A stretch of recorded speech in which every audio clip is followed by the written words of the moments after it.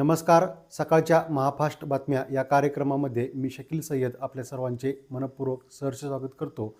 वाखरी तालुका फलटण जिल्हा सातारा या गावातील श्री नवनाथ ढेकळे यांनी श्रीमंत रामराजे नाईक निंबाळकर यांच्या नेतृत्वाखाली वाखरी येथे राजे गटामध्ये जाहीर प्रवेश केलेला आहे. प्रवेशावेळी श्रीमंत रामराजे नाईक निंबाळकर, माजी आमदार श्री दीपक चव्हाण, त्याचबरोबर इतर कार्यकर्ते, नेते मंडळी हे मोठ्या संख्येने वाखरी या ठिकाणी उपस्थित होते.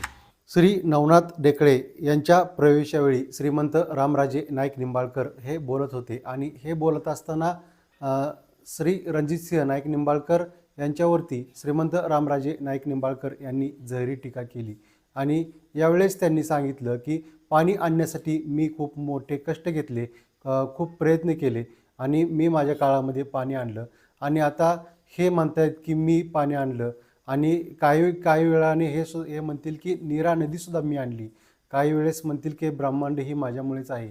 त्याचबरोबर त्यांनी अनेक टीका विरोधी गटावरती केला आहे आणि यावेळेस श्रीमंत रामराजे नाईक निंबाळकर हे आक्रमकरित्या बोलताना आपल्या सर्वांना इथं पाहायला भेटेल.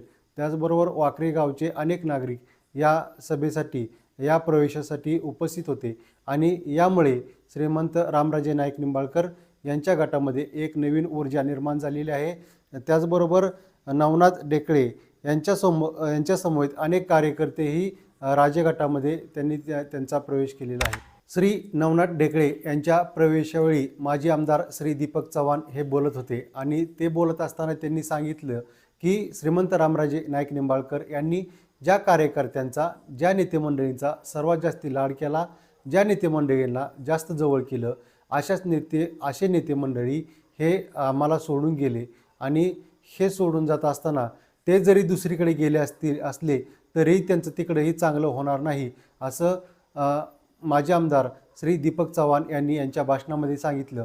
त्याचबरोबर चव्हाण साहेबांनी सांगितलं की रामराजे नाईक निंबाळकर यांनी पाणी आणण्यासाठी किती मेहनत घेतली, किती कष्ट घेतले व आज हा भाग कसा सुजलाम सुफलाम झाला, याच्या पाठीमागं श्रीमंत रामराजे नाईक निंबाळकर यांचे किती कष्ट आहेत हे माजी आमदार दीपक चव्हाण यांनी त्यांच्या भाषणात. श्री संत ज्ञानेश्वर माऊलींचा पालखी सोहळा आता सुरू होत आहे आणि याचं प्रस्थान आळंदीमधून पंढरपूरकडे होत आहे.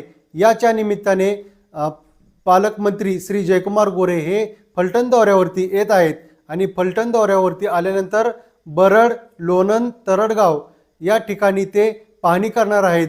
त्यांचा दौरा हा साधारणपणे 4:15 ते 5 आणि 6